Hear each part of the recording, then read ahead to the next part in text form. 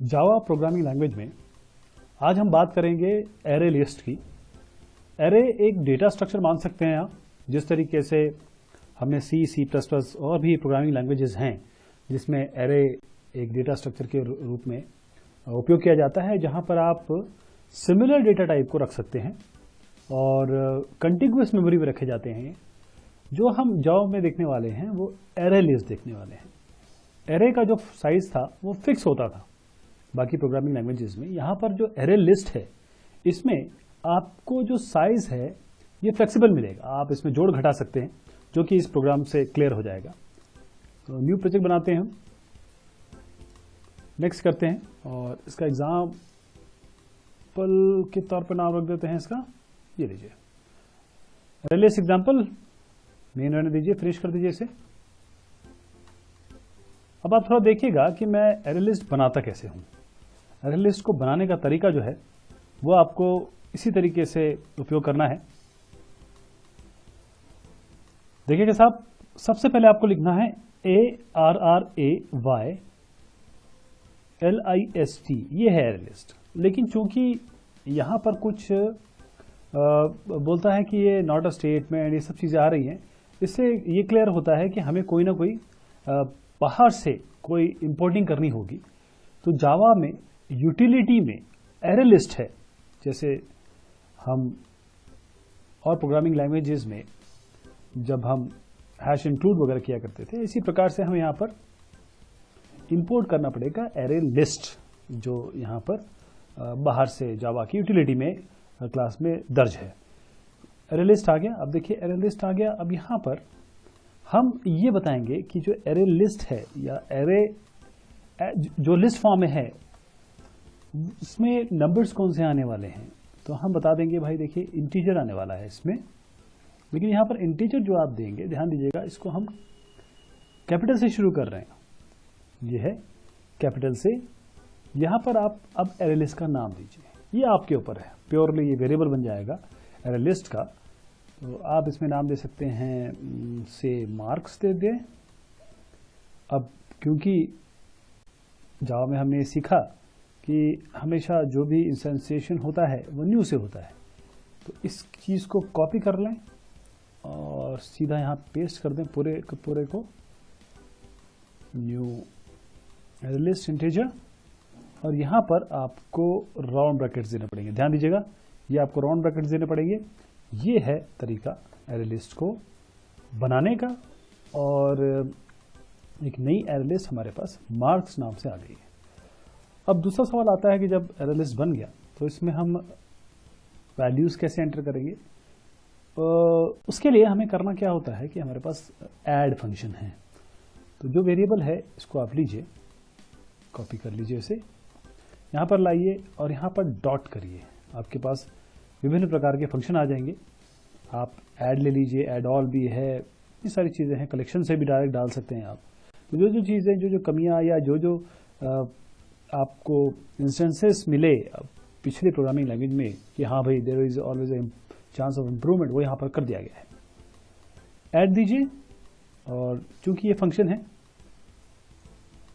आप इस तरीके से इसको रख लीजिए और यहाँ पर आप अपना पहला वेरिएबल, पहला नंबर इस पर्टिकुलर जगह पे डालेंगे।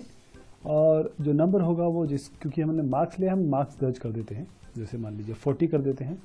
इसी तरीके से आप इस मार्क्स एरे लिस्ट को पॉपुलेट करेंगे। तो मैं कॉपी पेस्ट कर रहा हूं इसको, 2-3 वैल्यूज डाल देते हैं। पहले 40 है, फिर कुछ 60 डाल देते हैं इसमें, फिर कुछ 80 डाल देते हैं, इस तरीके से कर लेते हैं।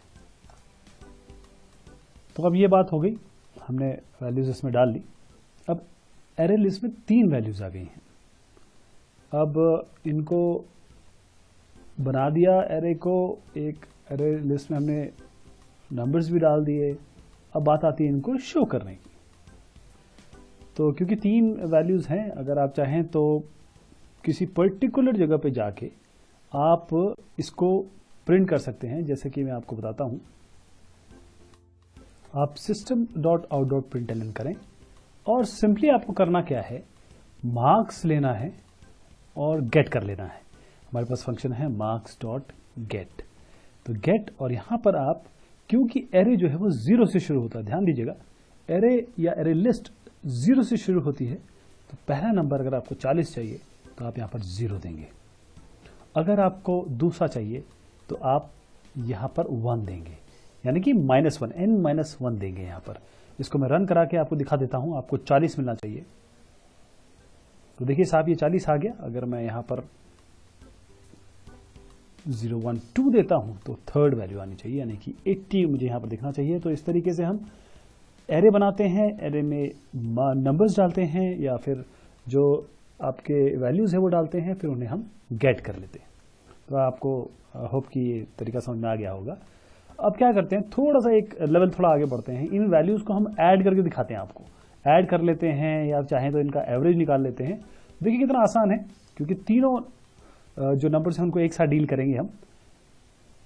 तो फॉर का लूप हम उपयोग करते हैं, फॉर इंट, आप वेरिएबल ले लीजिए एक, इंट आई इक्वल टू 0, आपको पता है कि 0 से शुरू होता है ये, और आई लेस देन। अब यहां पर देखिए आपके पास मार्क्स जो है उसके पास, क्योंकि मार्क्स एक ऑब्जेक्ट है, इसके पास फंक्शंस हैं, तो मार्क्स के पास जो एरे लिस्ट का वेरिएबल है इसके पास साइज फंक्शन है।